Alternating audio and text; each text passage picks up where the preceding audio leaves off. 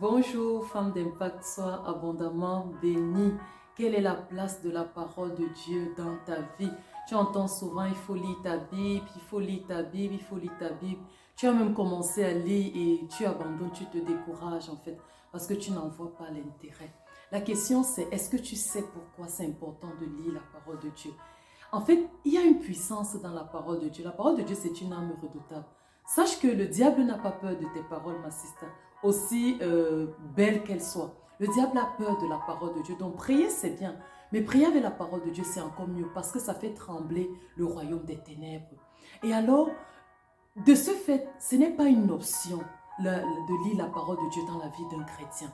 Pourquoi est-ce que tu abandonnes d'habitude? Pourquoi est-ce que tu abandonnes ou pourquoi est-ce que tu n'en vois pas l'intérêt?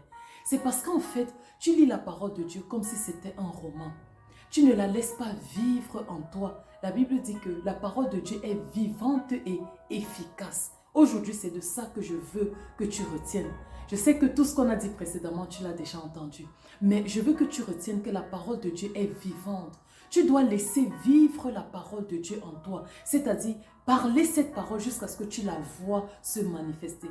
Pour ma part, j'ai commencé à un moment donné de ma vie chrétienne je me suis saisie de la parole qui dit que votre douceur soit connue de tous les hommes. Et je le répétais journée après journée. Je ne me fatiguais pas. Ma douceur est connue de tous les hommes. Ma douceur est connue de tous les hommes. Jusqu'à ce que j'ai vu vraiment la manifestation de la douceur dans mon quotidien. D'ailleurs, j'en ai même eu des retours très positifs en fait, où on me faisait comprendre que je suis devenue plus douce. Donc oui, c'est tout à fait possible. Choisis même une seule parole et commence à parler cette parole. Laisse-la vivre en toi. Ce n'est pas un roman. Laisse-la vivre jusqu'à ce que tu la vois s'accomplir. Et tu vas voir en fait que la parole de Dieu, ce n'est pas une option dans la vie d'un chrétien. Mets cela en pratique et tu vas voir la fidélité de Dieu. N'oublie pas d'impacter.